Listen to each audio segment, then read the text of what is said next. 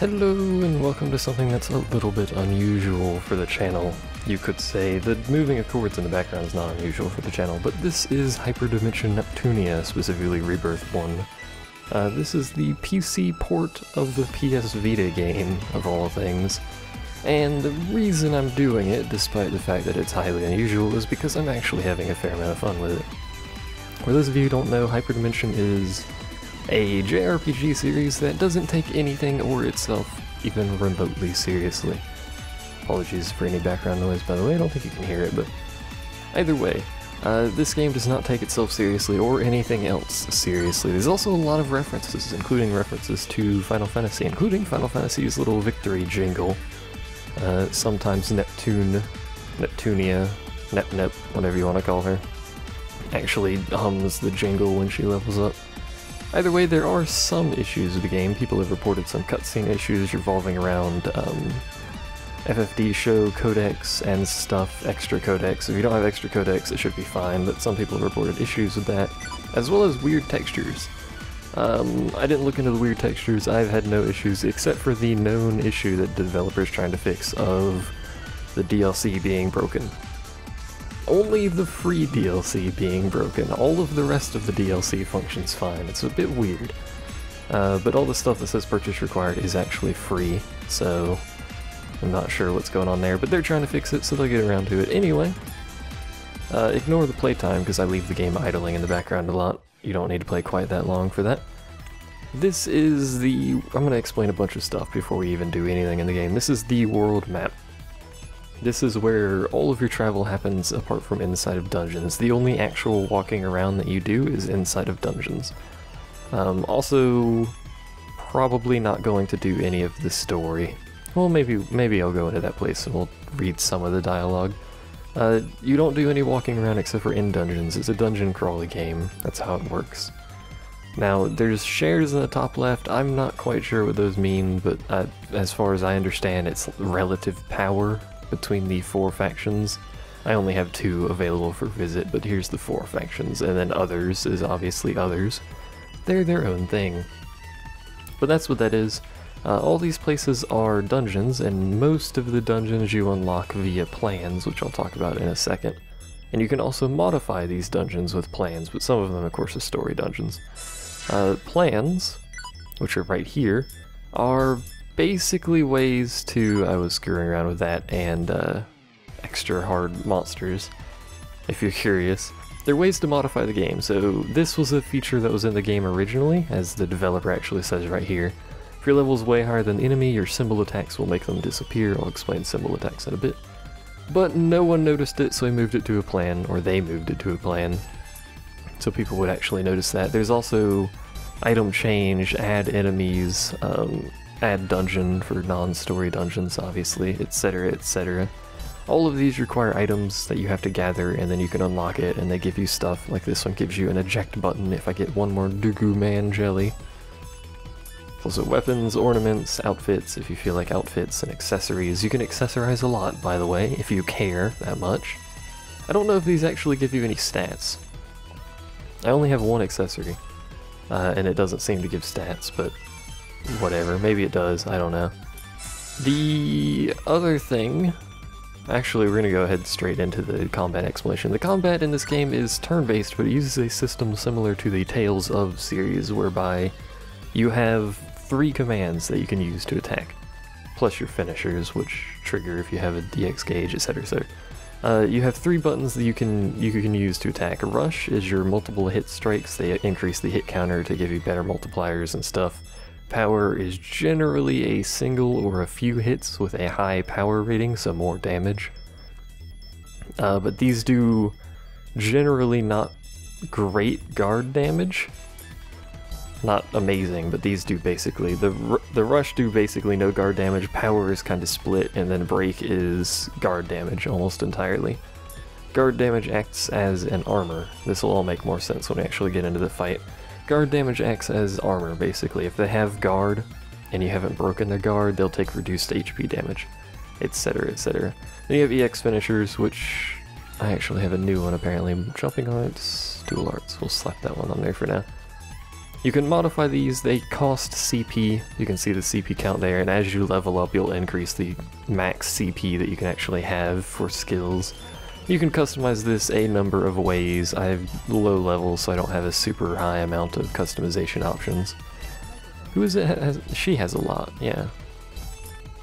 She has a crazy amount of ones. She has all the elementals that you can use, so if you're fighting something that's weak to a specific thing, you can stack the elemental on all 3 of those and go a bit crazy.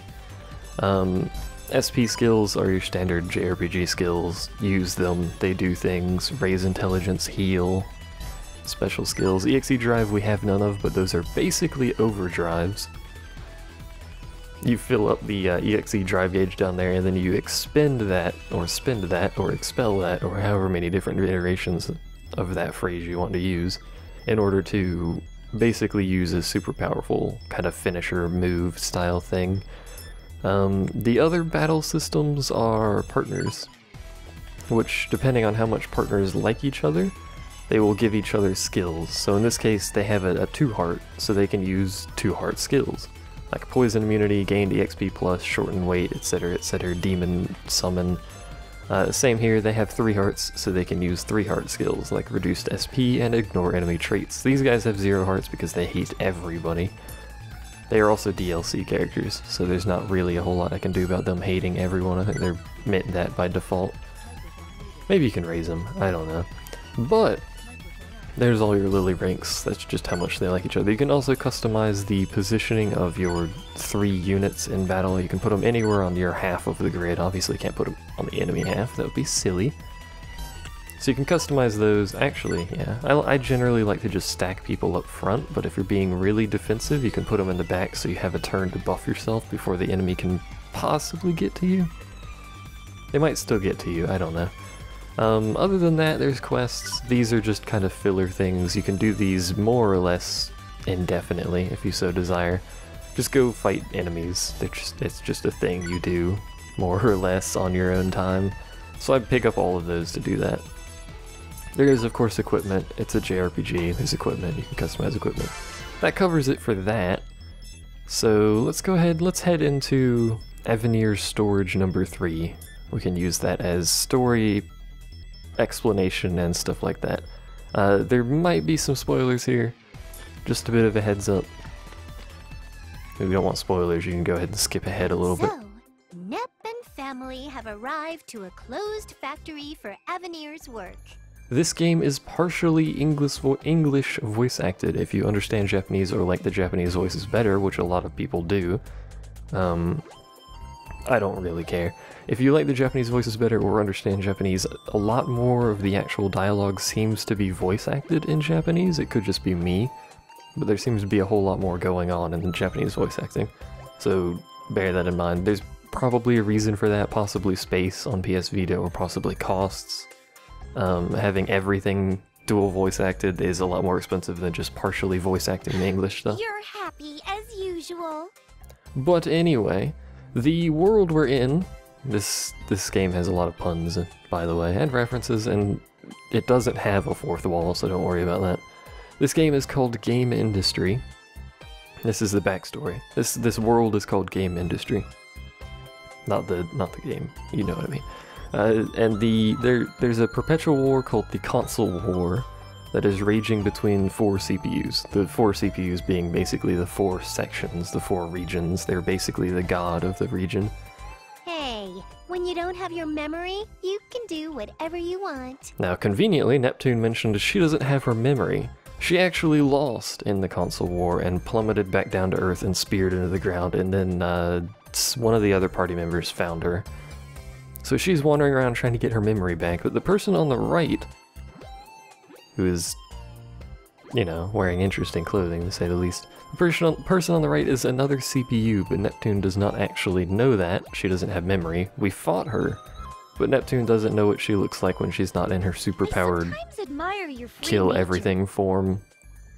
So they don't know each other, but what's this about being called to this kind of place? that is the general storyline that I know so far. There's more to it. I'm not going to go into super detail, but we're trying to find something, I forgot. We're trying to find shards, let's call them that, in order to help History, which is a great name, by the way.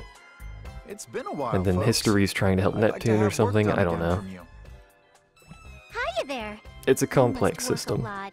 Don't get burned out, you hear? Do I look that busy? I've been taking my breaks quite liberally. Now for the rest of this little story sequence, this is how the story is portrayed, by the way. For the most part, it's portrayed in this kind of visual novel style. Characters standing there, text box kind of thing. I mean, it works. I like the story. The story is actually kind of lighthearted. It's funny at times, but, you know, it's a relatively cheap game, and I'm enjoying it. But for the rest of the storyline, I'm actually not going to talk, so you guys can just listen to the voice acting, determine what you think of it. I wish I could take breaks when I want to. Well, most of our work is handled by machines, so things are easy. Now getting back to business, let's get right into the subject. As you can see, it has been years since this facility was in operation. So, what are we doing here? There is a certain item we have not recovered since the closure. We want you to find it and bring it back to us. Is that it? Wow, it sounds even easier than before. It does, doesn't it? Well, on the contrary, there's monsters there now. I see. So you need us to go in and take care of that, too. So what's this thing we need to recover? It sounds pretty important. It is a certain ore. We call it ballastolite. Just 1 gram holds energy to power a game console for 10,000 years. The excavation of it is difficult, so we'd like to recover what we have. I've never heard of such an ore before. Lastolite? I've never heard of it too. If it's that great, I would at least know about it. Well, of course. We held monopoly of this ore. We did not disclose it for the sake of holding full control of it. Well, if it's that super, do you mind giving us a small wee bit? Hey, Nep, no fooling around now. But Iffy, it can run game consoles for 10,000 years! It's like the magic power we gamers were looking for all our lives. Well, if you would like some, I can certainly spare a small bit. Really? Yes. We were able to work efficiently because of your work the last time. As long as you keep this a secret, I don't see any harm sharing a bit. Yay! I thought Avenir was kind of blah, but Ganache saved the day. I'm happy to know that. Now, we don't want to waste time here. Please take care of the order. Okay, leave it to Captain Nep and her friendly crew. Sure, Captain. Lead us to the depths of the ocean. There you go. Oh, more voice acting, apparently. Why did the entrance close behind us? Ganache, what's going on? Oh, my bad. I must have pressed something. Well, that's not quite true. I shut it for my convenience. I'd like to ask you all to satisfy the hunger of the monsters there. What do you mean? Hey, what? Why? I'm not gonna go get your precious ore if you do this. I'm surprised you've actually believed what I said. Of course there's no such thing as an ore that can house that much energy. What? You tricked us? But why? I already know you are assisting Xion of Passé. I assume you were trying to get information on our exhibit plans, no? Iffy, they knew all along. Can't believe they knew about this. We would win regardless, but I'm the careful type, you know. Now then, I don't have much time, so I need to go. Farewell. Wait, Ganache! Ugh. Well, looks like the way out is sealed tight. Iffy, what's gonna happen to us? Well... I'm sorry. This is all my fault. If I didn't suggest taking Avenir's work, this wouldn't have...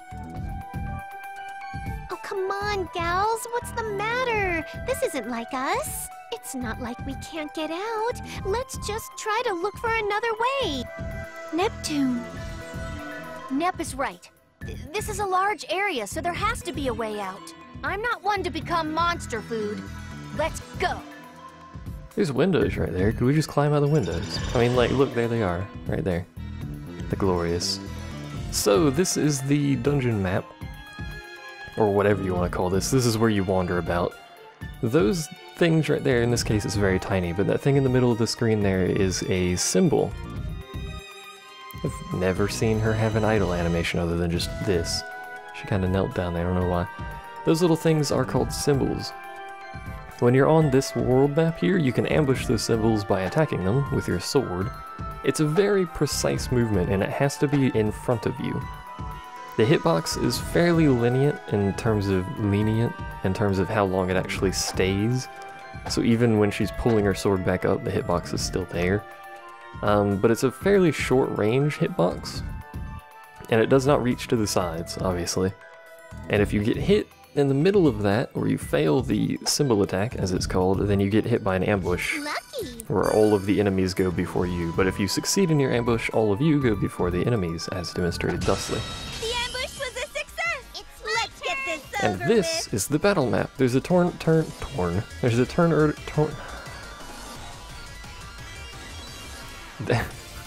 a turn order in the top right that tells you the order of enemies and friendlies and stuff like that, but we generally don't need to worry about that because we ambushed, so we all go first before them.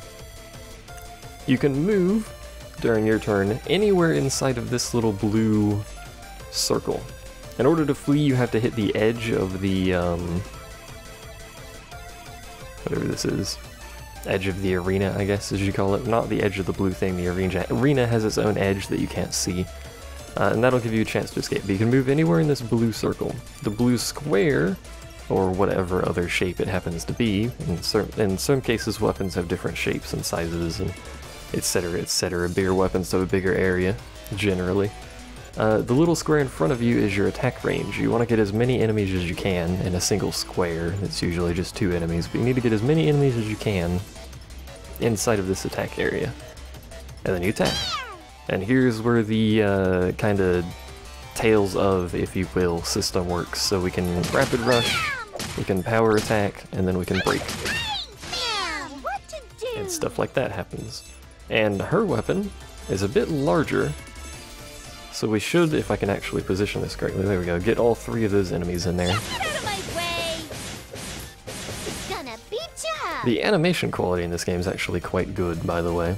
The SP attacks are all fully animated, custom, etc, etc, so let's go ahead and do cross combo just to show it. Judge me by my looks. And this. Easy. There was no reason to do cross combo because we can very easily kill these things without it, but there you go. How was my power? It also keeps track of max damage and max combo records. I'm getting stronger! Yeah! Apparently we're going to level up for some reason. It keeps track of max damage and all that combos, so that's nice. Apparently we're going to get a lot of dialogue in this place. Apparently not voice acted in this case. This is the kind of thing where I think the Japanese voice acting actually exists, but the English does not. Still, again, I'm not sure why, but probably space or cost or something like that, trying to minimize cost. It's a JRPG though, for the most part. When you play a JRPG, you don't expect all of it to be voice acted, even if it is in this visual novel style. At least I don't. Maybe I should, but I don't, so. An enemy disc? This must be something new, considering they're bringing it up. Oh wait, no, enemy discs spawn things, that's right. Also, Neptune likes pudding. A lot. She really likes pudding.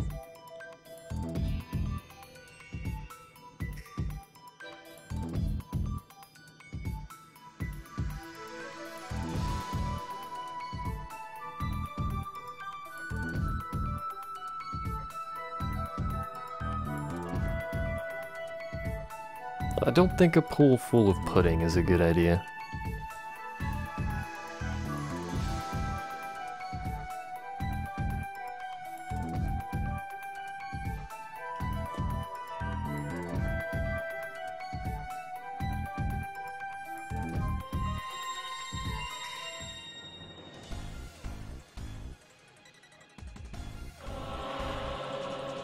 And now we get to fight monsters in a semi-boss fight of some description. The game does this a lot, where these cutscenes will go into boss fights, or just random enemy encounters basically. They're usually not too hard, primarily because this is the thing that the game does.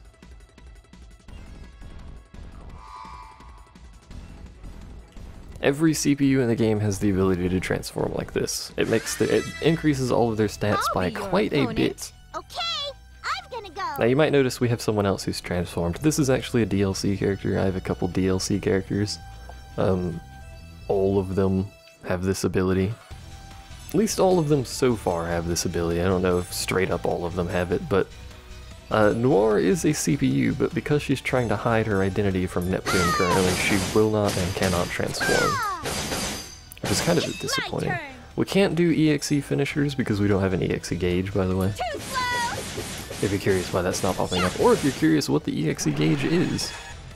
Nice miss. Who wants to take Nice me on? double miss. Let's do Critical Edge to show that off, why not? Let's just do a bunch of SP abilities to show them off. I'll finish this. This is the primary reason I've actually been having fun with the game, apart from the story actually being fairly interesting and entertaining simultaneously. The, Demon summon.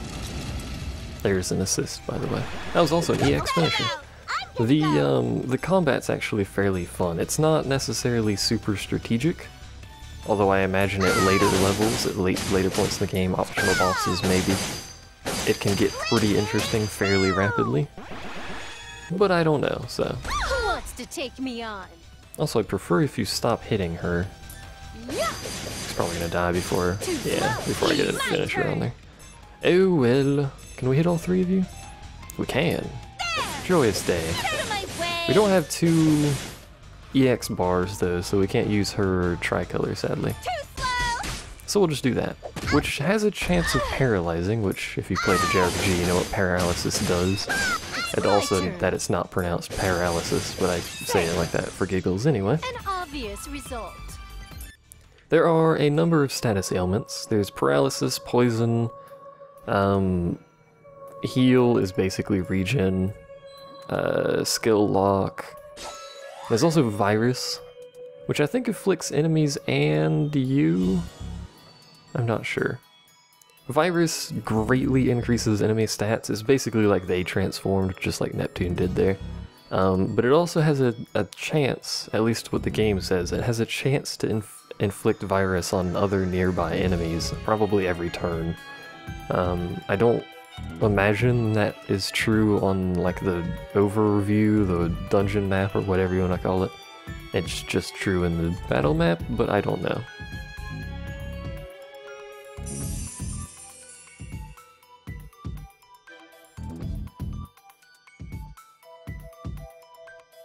Key fragment, that's what we're looking for, is the key fragments. That's what they're called.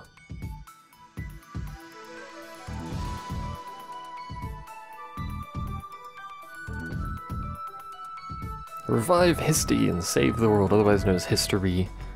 Spelt in a very weird fashion. I think it's H-I-S-T-O-I-R-E.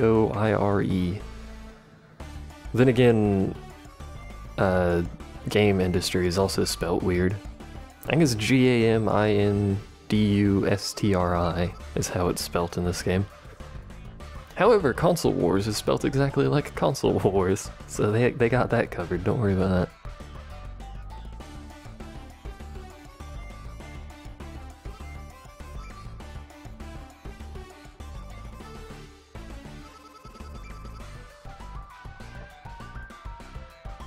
I don't need help in the head, Noir, leave me alone.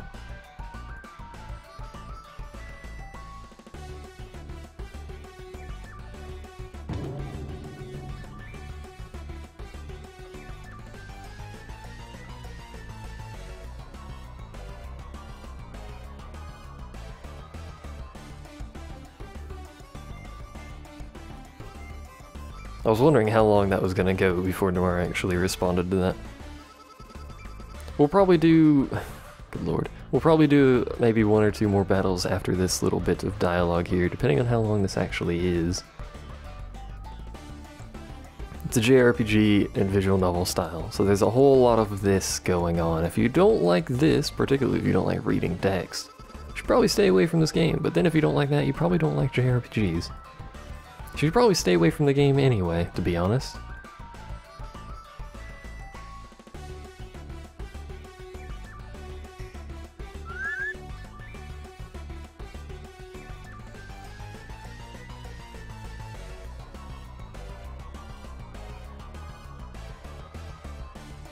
This line of dialogue has absolutely nothing to do with going on. Et tu, compa. Well done.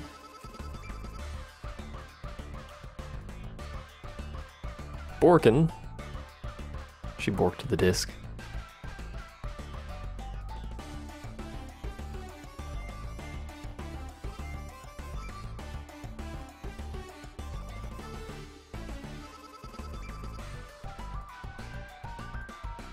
Can we get back to killing things?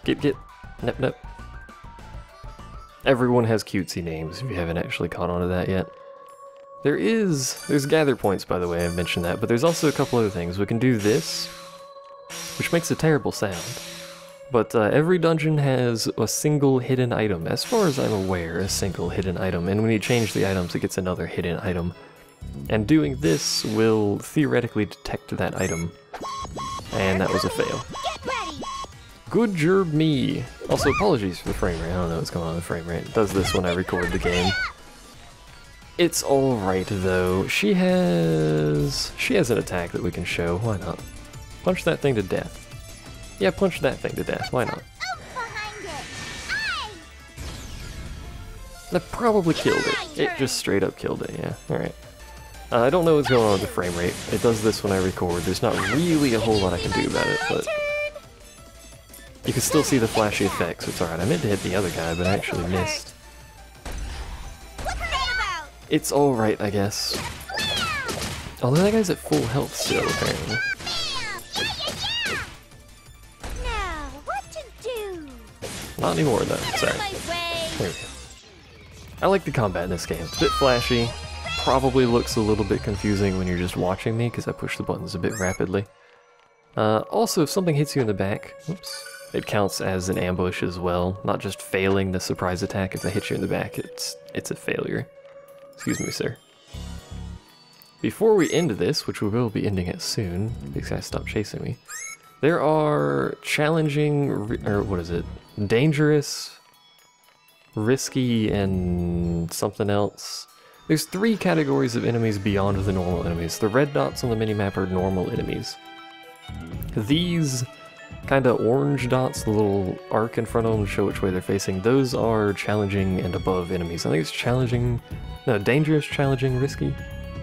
I don't remember. Generally, it's just the first tier, which would be dangerous, I'm pretty sure. And then if you add additional monsters, it increases the difficulty even further and adds a whole lot more of them in an area. But these guys give you a ton of experience, but they're also extraordinarily powerful. They're basically bosses. Lucky. A silver sword, and kind of pervy times 2. Oh, fantastic. Those act basically like bosses, mini bosses, if you will, but they give a ton of XP, they give really good items, etc, etc. There's another event, but I don't really want to do that right now.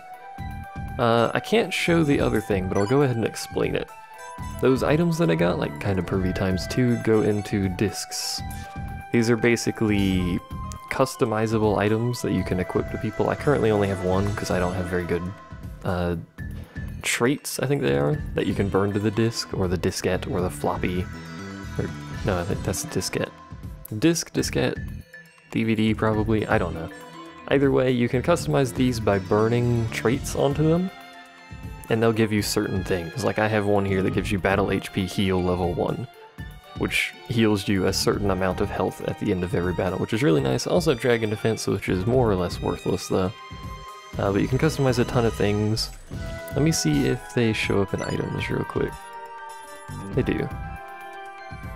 So each of these traits does a specific thing. So Lily up, critical defense, gained credits up, escape up, animal defense, etc, etc. There's a lot of these. And I don't know how high they go. Gradual SP recovery is really nice. I'm gonna have to burn that on something. They're also all references to stuff. Casual oriented is battle end SP heal. Pre-order campaign is escape rate up, which, you know, that should tell you something. Orthodox is Lily up, which is interesting because that's how much the characters love you. But either way, that's more or less going to be... I shouldn't have swung, I should have just turned around. We'll do this battle, and then that'll more or less be this video showcasing this game. Not, you know, an amazing showcase, but there's only so much I can really do with a JRPG without spoiling a whole bunch of the story. There we go. this is the game, more or less. Over already? It is on Steam. It's on sale for release at like 15 bucks or something like that, I think. So, reasonable price. I think normally it's 30, which is a bit high. But if you like the Hyperdimension series, you're probably gonna like this one too, because this is regarded fairly highly amongst the Hyperdimension crowd. Either way, that's gonna be it for the video, so thanks for watching. See you guys next time.